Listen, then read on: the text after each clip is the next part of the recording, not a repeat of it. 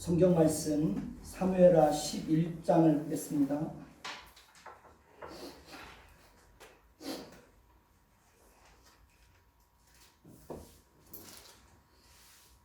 사무엘하 11장 1절부터 5절까지 보겠습니다.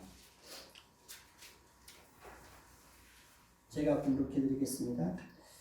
그 해가 돌아와 왕들이 출전할 때가 되매 다윗이 요압과 그에게 있는 그의 부하들과 온 이스라엘 군대를 보내니 그들이 암몬 자손을 멸하고 랍바를 에워쌌고 다윗은 예루살렘에 그대로 있더라. 같이 읽습니다. 저녁 때 다윗이 그의 침상에서 일어나 왕궁 옥상에서 거닐다가 그곳에서 보니 한 여인이 목욕을 하는데 심히 아름다워 보이는지라. 다윗이 사람을 보내 그 여인을 알아보게 하였더니 그가 아뢰되 그는 엘리압의 딸이요 햇사람 우리아의 아내 밧세바가 아니니까 하니 다윗이 전령을 보내어 그 여자를 자기에게로 데려오게 하고 그 여자가 그 부정함을 깨끗하게 하였으므로 더불어 동침하매 그 여자가 자기 집으로 돌아가니라. 그 여인이 임신함에 사람을 보내 다윗에게 말하여 이르되 내가 임신하였나이다 하니라. 아멘. 예수뿐이니 함께 찬양하겠습니다.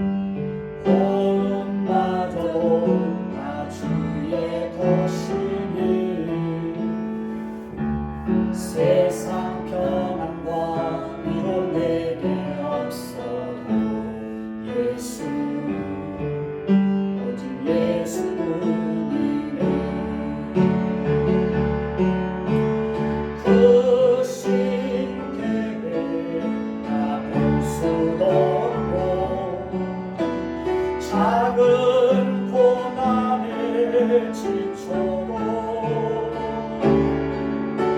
주께 묻기 나의 모든 삶 버티고 견디게 하시네. 그 신계획 다 볼 수 없고 작은 고난에 지쳐도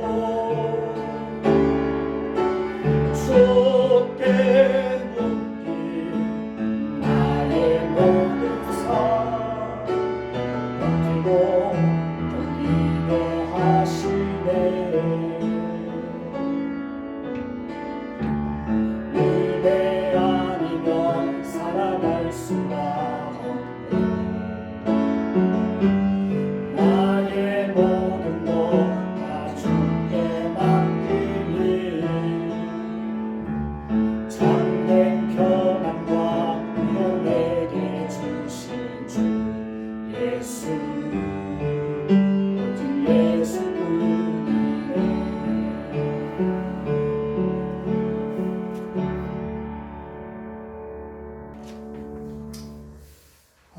오늘 말씀에는 다윗이 밧세바를 범한 사건을 통해서 인간이 어떤 존재인지를 적나라하게 보여주고 있습니다. 인류의 최초의 조상인 아담의 범죄로 인하여 그 이후에 태어나는 모든 인간은 어머니 뱃속에서 잉태되고 태어날 때부터 유전적으로 재성을 가지고 태어납니다. 재성은 본능과 같은 것입니다. 죄성은 죄를 지으려고 하는 강력한 성향입니다. 따라서 인간은 누구나 할 것 없이 죄성으로 인해서 본능적으로 죄로 향하고 죄로 치우칠 수밖에 없습니다. 우리가 지금까지 살펴본 바에 의하면 다윗은 정말 본받을 점이 많은 것이 사실입니다.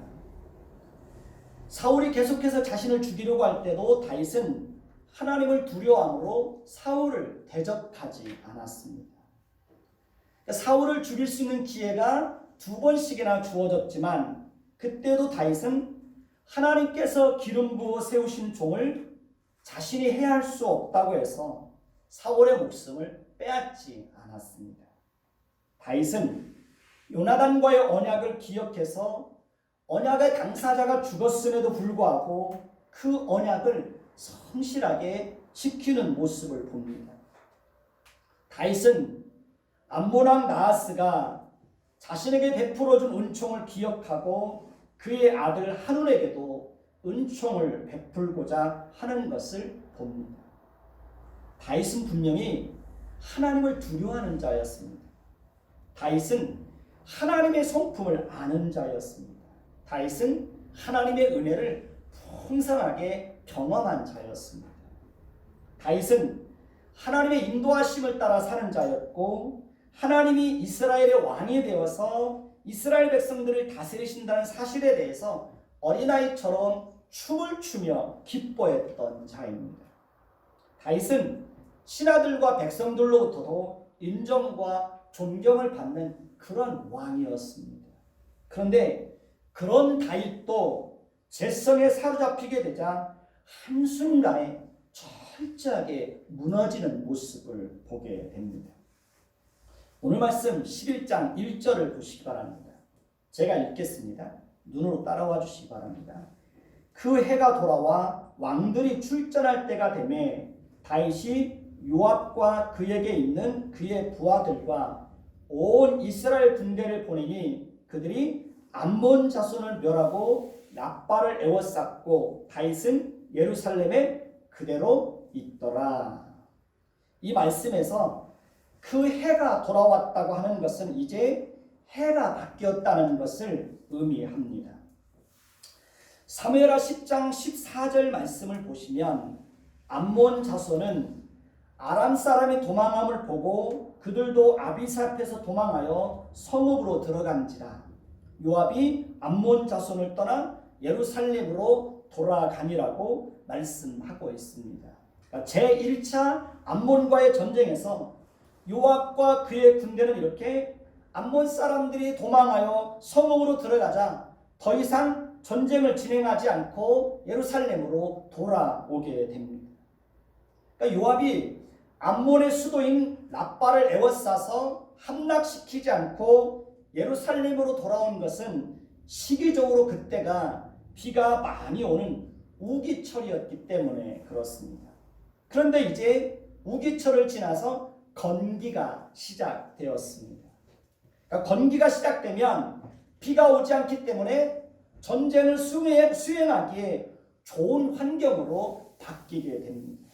그래서 다윗은 해가 바뀌어 건기가 시작되자 요압과 그에게 있는 그의 부하들과 온 이스라엘 군대를 보내서 암몬 자손을 멸하도록 하였던 것입니다. 그러니까 암몬과의 전쟁은 정말 중요한 전쟁이었습니다. 왜냐하면 그 전쟁에는 하나님의 임재의 상징인 언약궤도 함께 하였기 때문입니다. 언약궤가 그들과 함께 하였다는 것은 그 전쟁은 하나님이 함께하는 전쟁이요 하나님께서 친히 앞서 나가서 싸우시겠다는 것을 의미하며 이스라엘이 오직 하나님을 의지해서 그 전쟁을 하고 있음을 보여주고 있는 것입니다. 그런데 지금 하나님이 앞서 행하시는 그 전쟁에 다윗은 참여하지 않고 예루살렘에 그대로 있었던 것입니다. 오늘 말씀 2절을 보시기 바랍니다. 저녁 때에 다윗이 그의 침상에서 일어나 왕궁 옥상에서 거닐다가 그곳에서 보니 한 여인이 목욕을 하는데 심히 아름다워 보이는지라. 다윗은 군사들을 전쟁터에서 내보내놓고 본인은 정작 한가롭게 낮잠을 즐기다가 저녁 때가 되어서야 침상에서 일어났다고 말하고 있습니다. 다윗은 그렇게 안일함과 나태함과 게으름 속에 빠져 있다가 침상에서 일어나 왕궁 옥상을 거닐게 되었습니다. 다윗은 왕궁 옥상을 거닐다가 그곳에서 한 여인이 목욕을 하는 것을 보았는데 그 여인이 심히 아름다워 보였다고 말합니다. 다윗은 여인이 목욕을 하는 것을 보는 순간 그 여인에게서 눈을 뗄 수 없었고 순식간에 재성에 사로잡혀서 음욕을 품게 되었습니다. 인간의 마음속에 있는 재성은 절대로 기회를 놓치지 않습니다. 마귀도 절대로 기회를 놓치지 않습니다. 재성은 죄를 범할 수 있는 기회와 틈만 생기면 그 기회를 절대로 놓치지 않고 순식간에 인간의 마음과 생각을 사로잡아 버립니다. 그리고 인간을 죄의 노예로 만들어 버립니다. 재성이 원하는 대로 한 인간을 이끌고 갑니다. 그리고 죄의 구렁텅이에 한 인간을 집어 던지고 그 속에서 빠져나오지 못하게 합니다.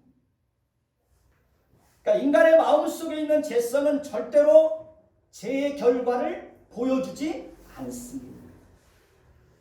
다윗도 재성에 사로잡히게 되니까 죄의 결과로 찾아오게 될 비참함과 고통과 부끄러움과 하나님의 심판은 전혀 생각을 못하고 있습니다.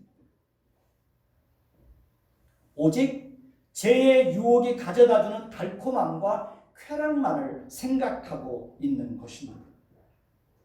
다윗이 만약에 죄의 결과를 볼 수 있었다면 절대로 죄를 범하지 않았을 것입니다. 오늘 말씀 3절을 보시기 바랍니다.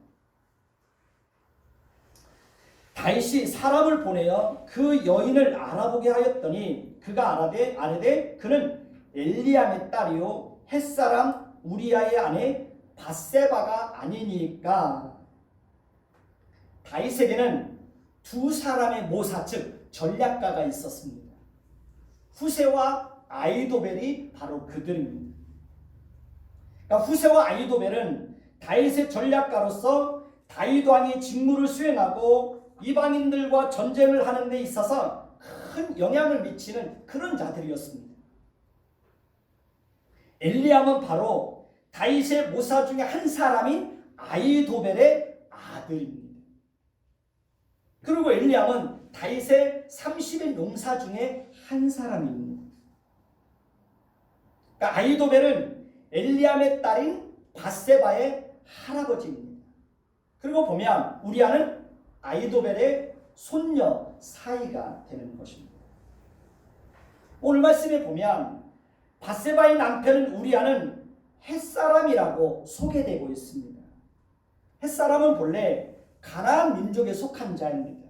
그런데 헷 족속에 속한 자가 헷 족속에 속한 우리아가 다윗의 통치를 받아들이고 다윗의 충실한 군사가 되었습니다. 그래서 하나님께서 우리아가 비록 이방인이었음에도 불구하고 그에게 놀라운 은혜를 주셔서 그를 택하시고 하나님 나라에 속한 자가 되게 하신 것입니다. 우리아는 지금 암몬과의 싸움을 위해서 전쟁터에 나가 있습니다. 다윗은 밧세바가 누구인지를 정확하게 알았습니다. 그렇다면 다윗은 자신이 밧세바에 대해서 품고 있던 악하고 음란하고 추하고 더러운 생각들을 내려놓고 잘못된 길에서 돌이켜야 했습니다.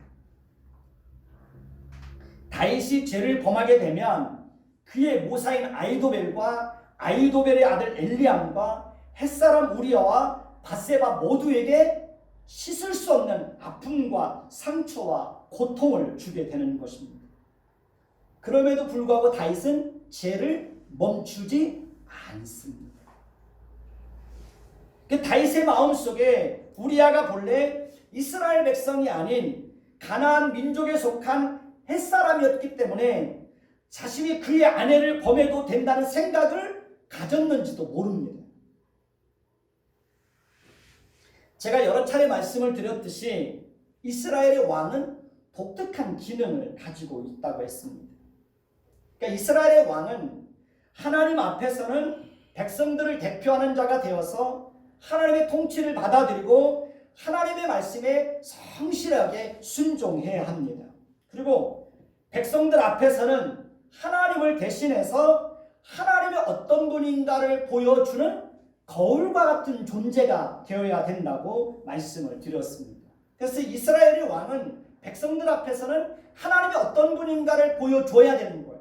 하나님의 긍휼과 하나님의 인자하심과 하나님의 선하심과 하나님의 신실하심과 하나님의 공의로우심과 하나님의 의로우심과 하나님의 사랑을 백성들에게 보여줘야 되는 것입니다. 그런 의미에서 이스라엘의 왕은 정말 영광스러운 자리이면서 막중한 자리요 큰 책임이 부여된 그런 자리입니다. 그런데 지금 다윗은 자신에게 부여된 중요한 책임을 망각하고 무서운 죄를 범하고 있습니다. 오늘 말씀 4절을 보시기 바랍니다. 같이 읽겠습니다. 다윗이 전령을 보내어 그 여자를 자기에게로 데려오게 하고 그 여자가 그 부정함을 깨끗하게 하였으므로 더불어 동침하매 그 여자가 자기 집으로 돌아가니라. 다윗은 이미 부인이 7명이 있었습니다. 후궁이 10명이나 있었습니다. 그럼에도 불구하고 다윗은 전령을 보내어 그 여자를 자기에게 데려오게 하고 동침을 합니다. 그리고 그 여자를 다시 돌려보냅니다. 오늘 말씀 5절을 보시기 바랍니다. 같이 읽습니다. 그 여인이 임신함에 사람을 보내 다윗에게 말하여 이르되 내가 임신하였나이다.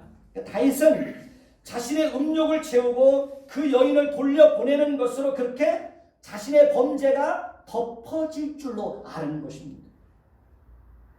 그런데 죄인은 반드시 열매가 있습니다. 그러니까 우리 아내 밧세바는 자신이 임신하게 된 사실을 알고 사람을 보내어 다윗에게 그 사실을 알립니다. 그러니까 우리아의 아내 밧세바가 다윗에게 자신이 임신한 사실을 알리게 되는 것은 율법에 의하면 혼인을 행한 자가 간음을 하게 되면 그 음행을 한 남녀 모두를 돌로 쳐 죽이도록 하는 것이 율법의 규례였기 때문입니다. 그래서 우리아의 아내 밧세바는 자신이 임신한 사실을 다윗에게 알릴 수밖에 없었던 것입니다. 다윗은 우리아의 아내 밧세바가 임신한 사실을 알고 그 죄를 은폐하기 위해서 비열하고 사악한 음모를 꾸미는 것을 봅니다. 다윗의 마음속에 있는 그 죄성이 다윗을 그렇게 사로잡아서 다윗으로 하여금 더욱더 사악한 죄를 범하도록 다윗을 노예처럼 끌고 가는 거예요. 오늘 말씀 6절에서 9절을 보시기 바랍니다. 같이 읽겠습니다. 다윗이 요압에게 기별하여 햇사람 우리아를 내게로 보내라 하매 요압이 우리아를 다윗에게로 보내니 우리아가 다윗에게 이르매 다윗이 요압의 안보와 군사의 안보와 싸움이 어떠해 있는지를 묻고 그가 또 우리아에게 이르되 내 집으로 내려가서 발을 씻으라 하니 우리아가 왕궁에서 나가매 왕의 음식물이 뒤따라가니라. 그러나 우리아는 집으로 내려가지 아니하고 왕궁 문에서 그의 주의 모든 부하들과 더불어 잔지라. 다윗은 자신의 죄를 은폐하기 위해서 요압에게 기별을 하여 햇사람 우리아를 자신에게 보내라고 합니다. 요압은 아무런 용문도 모르고 다윗의 요청을 따라서 우리아를 다윗에게 보냅니다. 우리아가 다윗에게 이르자 다윗은 우리아에게 요압의 안보와 군사들의 안보와 싸움이 어떠한지를 묻습니다. 그리고 다윗은 우리아에게 말합니다. 내 집으로 내려가서 발을 씻으라. 이 말의 뜻은 오늘은 내 아내와 함께 동침을 하라는 그런 의미입니다. 겉으로 보기에는 다윗을 위로하고 격려하고 배려하는 것처럼 보입니다. 그러나 다윗의 숨은 의도는 전혀 그런 뜻이 없습니다. 다윗은 오직 자신의 죄를 은폐하기 위해서 밧세바가 임신한 아이가 자기의 아이가 아니라 우리아의 아이가 되도록 꾸미려고 하는 것입니다. 그러니까 사악하고 간교한 의도가 그 속에 숨겨져 있는 것입니다. 그러니까 입술에는 달콤한 말이 담겨져 있지만 마음속에는 이선과 거짓과 온갖 악하고 추한 것들로 가득 차 있습니다.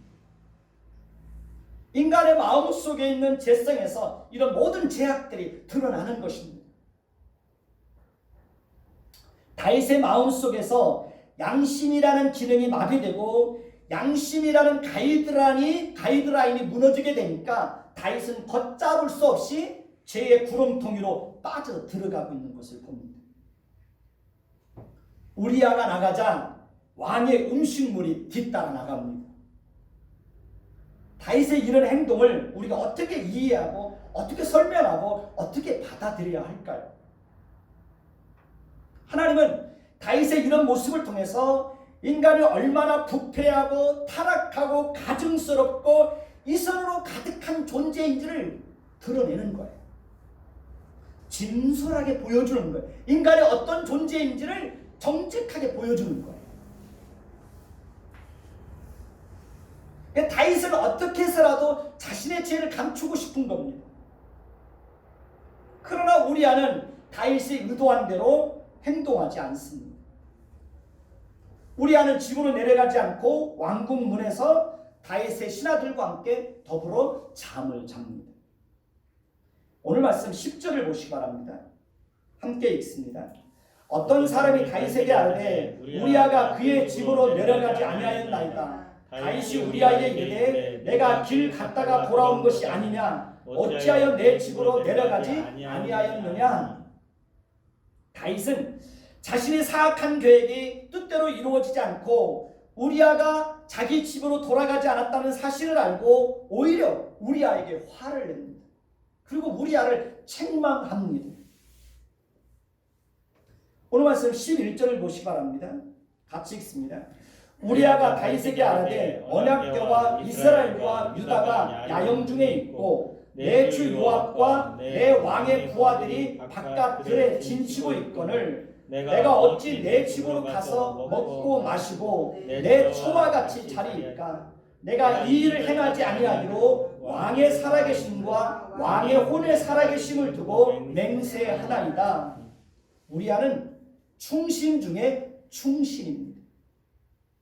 우리아는 지금 암몬과의 전쟁이 얼마나 중요하고 요압과 군사들이 어떤 형편에 놓여 있는지를 너무나 잘 알고 있습니다. 그리고 우리아는 그런 상황 속에서 자신이 하나님의 나라와 군사들과 왕을 위해서 자신이 어떻게 해야 될지를 분명하게 알고 있습니다. 사실 하나님은 우리아를 통해서 다윗이 지금 얼마나 큰 잘못을 범하고 있는지를 지적하고 책망하고 있는 것입니다. 그런데 다윗에게는 전혀 우리아의 말이 귀에 들어오지를 않습니다. 다윗은 오직 어떻게 하면 자신의 죄를 덮고 은폐할 수 있는가 거기에 몰입되어 있는 거예요. 그러다 보니 우리아와 같은 충신의 말도 귀에 들어오지 않고 오히려 그런 행동이 오히려 못마땅하게 보이는 것입니다. 자신이 의도하는 대로 우리아가 움직여줘야 되는데 그렇게 하지 않으니까 우리아가 원망스러운 거예요. 다윗의 이런 심리가 누구에게나 다 있는 것이 사실입니다. 사람이 죄를 범하면 일단 덮고 은폐하기에 급급합니다. 그러다 보니 자신의 죄를 감추기 위해서 거짓말을 하게 되고 더 큰 죄를 범하게 되는 것입니다. 그러니까 죄를 범하게 되면 그 자리에서 시인하고 잘못된 길에서 돌이키면 더 이상 다른 죄를 범하지 않게 됩니다. 그러나 죄를 덮으려고 하면 더 죄를 범하게 되는 것입니다. 죄성이 그렇게 사람의 마음과 생각을 사로잡고 노예처럼 끌고 가는 거예요. 다윗의 모습 속에서 그런 모습들이 적나라하게 드러나고 있는 것입니다. 다윗은 자신의 죄를 은폐하기 위한 첫 번째 시도가 실패하자 이제 어떻게 합니까? 오늘 말씀 12절에서 13절을 보시기 바랍니다. 같이 읽습니다. 다윗이 우리아에게 이르되 오늘 또 여기 있으라. 내일은 내가 너를 보내리라. 우리아가 그날에 예루살렘에 머무니라. 이튿날 다윗이 그를 불러서 그로 그 앞에서 먹고 마시고 취하게 하니 저녁 때에 그가 나가서 그의 주의 부하들과 더불어 침상에 눕고 그의 집으로 내려가지 아니하니라. 다윗은 자신의 죄를 은폐하기 위해서 이번에는 우리아를 불러서 어떻게 합니까? 저녁 때까지 먹고 마시고 취하게 합니다. 다윗은 우리아가 취하게 되면 자기 집으로 돌아가서 밧세바와 동침을 할 것이라고 그렇게 생각을 하는 거예요. 얼마나 비열하고 야비한 생각입니다. 다윗은 그렇게 비열하고 야비한 일들을 통해서라도 자신의 죄를 덮고 싶은 거예요. 은폐하고 싶은 거예요. 그런데 이번에도 우리아는 다윗의 뜻대로 행동하지 않습니다. 우리아는 술에 취한 채 저녁 때가 되었어야 왕 앞에서 물러나왔지만 다윗의 부하들과 함께 잠을 자고 자기 집으로 내려가지 않습니다. 자신의 죄를 은폐하려고 했던 다윗의 두 번째 시도가 또다시 실패로 돌아가게 됩니다. 다윗은 이번에는 더 무섭고 끔찍한 음모를 꾸미는 것을 봅니다. 누구나 할 것 없이 이렇게 한번 죄성에 사로잡히게 되면 아무도 스스로의 힘으로 그 죄성의 굴레에서 벗어나지를 못합니다. 그러니까 스스로의 힘으로 죄를 범하는 것을 멈추고 악한 길에서 돌이키지 못합니다.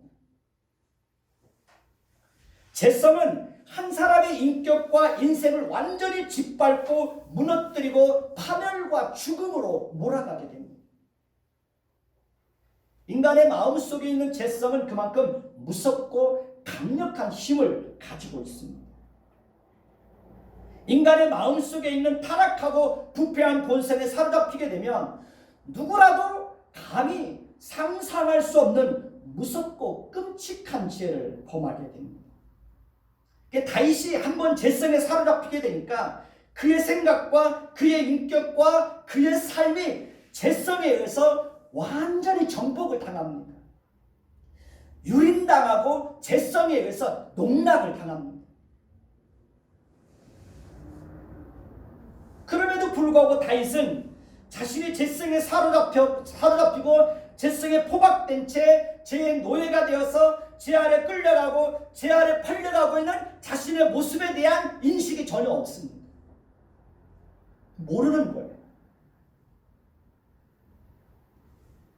하나님을 모르는 사람들은 자신 안에 죄성이 있다는 사실을 전혀 모르고 살아갑니다.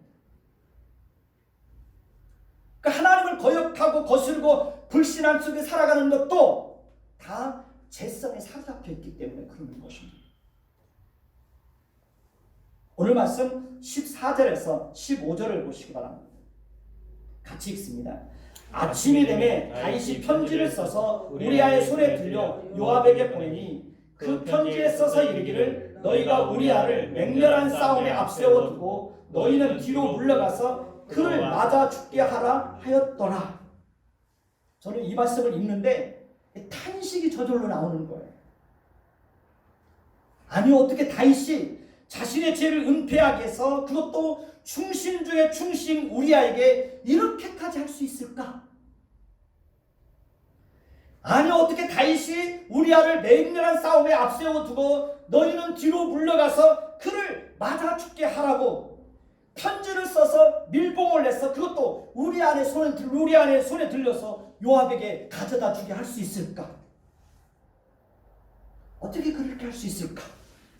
어떻게?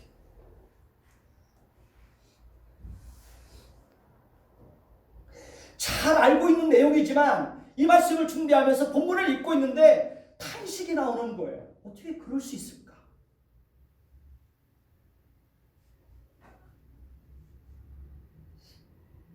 그러니까 우리아는 아무것도 모르고 그 편지를 다윗의 손에 받아서 요압에게로 가져갑니다. 요압은 우리아를 통해서 보낸 다윗의 편지를 받고 그대로 행동으로 옮기는 것을 봅니다. 나중에 살펴보면 알겠지만 요압도 간사한 자예요. 요압도 사악한 자예요.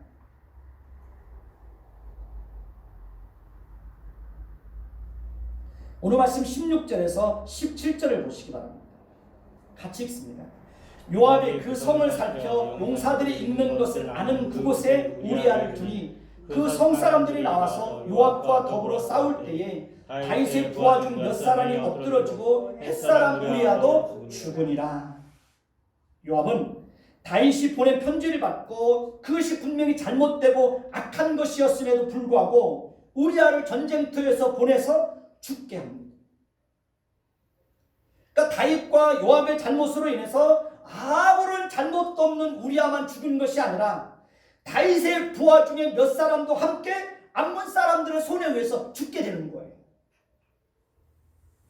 다윗은 우리아만 죽이면 자신의 죄가 덮어질 걸로 생각하는 거예요. 그래서 결국에는 우리아를 죽게 해요. 죄는 본질상 한 번 죄를 범하는 것으로 그치는 것이 아니라 죄는 점점 더 장성하게 되어 있습니다. 죄는 점점 더 사악해지고 잔인하고 더럽고 추해지고 결국에는 사망에 이르게 합니다. 우리 마음속에 있는 죄성은 이렇게 인간으로 하여금 비참함 속에 빠져들어가게 합니다. 그런 무서운 힘을 가지고 있어요. 요압은 전령을 보내 다윗에게 전쟁에 대한 모든 소식을 전하면서 혹시라도 다윗의 부하들이 전쟁에서 죽은 일에 대해서 다윗의 책망이 이어지면 우리아도 죽었다는 사실을 반드시 전하도록 하라고 말합니다. 얼마나 야비합니까? 얼마나 비열합니까? 다윗은 요압이 보낸 사람들을 통해서 전쟁에 대한 모든 소식과 우리아도 죽었다는 소식을 듣고 어떤 반응을 보입니까? 오늘 말씀 25절을 보십시오. 같이 읽습니다. 다윗이 전령에게 이르되 너는 요압에게 이같이 말하기를 이 일로 걱정하지 말라. 칼은 이 사람이나 저 사람이나 삼키느니라. 그 성을 향하여 더욱 힘써 싸워 함락시키라 하여 너는 그를 담대하게 하라 하니라. 다윗은 자신이 계획한 대로 우리아가 죽었다는 말을 듣고 답답했던 가슴이 시원해지는 느낌을 받았을지도 모릅니다. 다윗은 이제 자신이 범한 죄가 모두 묻혀질 것이라고 생각하고 안도의 한숨을 내쉬었을지도 모릅니다. 우리아의 아내 밧세바는 그의 남편이 죽었음을 듣고 그의 남편을 위하여 소리내어 웁니다. 밧세바는 그의 남편이 다윗에 의해 죽었다는 사실을 모르고 있습니다. 다윗은 우리아의 장례를 마치자 곧바로 사람을 보내어 밧세바를 왕궁으로 데려와 그를 자기 아내로 삼습니다. 그리고 밧세바는 얼마 지나지 않아서 다윗에게 아들을 낳습니다. 인간이 이렇게 악합니다. 누구라도 죄성에 사로잡히면 그 죄성의 강력한 힘에 의해서 그 본성을 드러내는 거예요. 오늘 말씀 27절을 보시기 바랍니다. 그 장례를 마침에 다윗이 사람을 보내 그를 왕궁으로 데려오니 그가 그의 아내가 되어 그에게 아들을 낳으니라. 다윗이 행한 그 일이 누구 보시기에? 여호와 보시기에 악하였더라. 그렇습니다. 다윗의 그런 행동들은 분명히 하나님이 보시기에 악한 것이었습니다. 하나님은 다윗의 모든 행위들을 다 감찰하고 계셨고 그의 마음에 품고 있는 모든 사악한 것들을 다 꿰뚫어 보고 계셨습니다. 그러나 다윗은 자신이 그것을 덮으면 이제 우리아를 죽이기만 하면 모든 것이 다 덮어질 줄로 생각하는 거예요. 하나님이 그 모든 것을 지켜보고 있다는 사실을 다윗은 망각하고 있는 거예요. 그러면 다윗이 어떻게 이렇게 사악한 죄에 빠지게 된 것입니까? 다윗이 이러한 죄에 빠지게 된 표면적인 원인은 세 가지입니다. 첫째는 자신이 마땅히 있어야 할 자리에 있지 않았기 때문입니다. 다윗은 마땅히 군사들과 함께 전쟁에 참여했어야 합니다. 근데 그 자리에 참여하지 않고 왕궁에 그대로 머물러 있는 거예요. 두 번째는 게으름과 안일함 속에 빠져 있었기 때문입니다. 다윗은 백성들은 정작 그 전쟁에 참여하고 있는데 정작 왕이라는 사람은 한가롭게 낮잠을 즐기다가 저녁 때가 되었어야 일어나는 거예요. 성경은 분명하게 게으름에 대해서도 책망하고 있습니다. 게으른 것도 죄입니다. 잠언서에 보면 게으른 자의 길은 가시 울타리와 같아서 그의 삶 자체가 고달프고 고통스러울 것이라는 것을 분명하게 말하고 있습니다.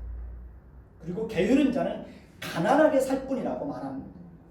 따라서 그리스도인들은 자신이 있어야 할 자리에 그 위치에 있고 자신이 마땅히 해야 될 일들을 성실하게 감당해야 합니다. 세 번째는 음란죄를 범할 수 있는 자리에서 신속하게 피하지 않았기 때문에 그렇습니다. 다윗은 한 여인이 목욕을 하는 것을 보고 그 여인을 유심히 지켜보고 있었습니다. 그러니까 음란죄를 범하지 않을 수 있는 길은 오직 한 가지뿐입니다. 그런 자리를 신속하게 피하는 겁니다. 보디발 장군의 아내가 요셉을 끌어안고 동침하자고 했을 때 요셉은 신속하게 그 자리를 피하는 것을 통해서 음란죄에서 벗어날 수 있었던 것입니다. 다윗이 간음죄와 살인죄를 범하게 된 본질적이고 실질적인 원인은 인간의 마음속에 있는 무엇 때문입니까? 죄성 때문에 그렇습니다. 그 죄성으로 인해서 인간은 누구나 할 것 없이 순식간에 죄를 범하고 넘어질 수 있습니다. 따라서 우리는 죄성에 사로잡혀서 죄 아래 팔려가는 비참한 인생이 되지 않기 위해서 끊임없이 하나님의 은혜를 구해야 합니다. 하나님의 은혜의 통치 아래 있을 때 우리는 죄성이 우리 안에서 어떻게 역사하는지를 볼 수 있습니다. 그리고 죄성에 속지 않는 인생을 살 수 있습니다. 우리는 사람을 대할 때도 항상 죄성을 따라 대할 것인지 하나님의 성품을 따라 대할 것인지 항상 선택해야 합니다. 다윗은 죄성에 속아서 아이도벨과 엘리암과 우리아와 밧세바에게 하나님의 성품을 따라 대하지 않고 악한 본성을 따라서 대합니다. 그리고 그 결과는 너무나 부끄럽고 비참하고 고통스럽게 임하게 되는 것을 봅니다. 쭉 살펴보겠지만 다윗이 그 죄를 범한 이후에 어떤 고통을 당하게 되는지 살펴보게 될 것입니다. 저와 여러분들은 죄성에 속아서 죄 아래 팔려가는 그런 인생을 살지 않게 되기를 예수님의 이름으로 축원해 드리겠습니다. 기도하겠습니다. 하나님, 다윗이 한순간에 죄성에 사로잡혀서 죄 아래 팔려가는 그런 어리석은 인생을 사는 것을 봅니다. 하나님, 우리는 이 땅에서 살아가는 동안 하나님께서 끊임없이 우리에게 은혜를 주셔서 죄성이 우리 안에서 어떻게 역사하는지를 늘 볼 수 있도록 하나님 도와주시고 그 죄성에 속지 않는 인생을 살 수 있도록 하나님 도와주옵소서. 죄성에 사로잡혀서 죄 아래 팔려가는 그런 어리석은 인생을 살지 않도록 우리 마음과 생각을 늘 지켜주옵소서. 사람을 대할 때에도 죄성을 따라서 대할 것인지 하나님의 성품을 따라서 대할 것인지 늘 선택할 수 있는 그런 지혜를 우리에게 허락하여 주옵소서. 예수 그리스도의 이름으로 감사하며 기도드립니다.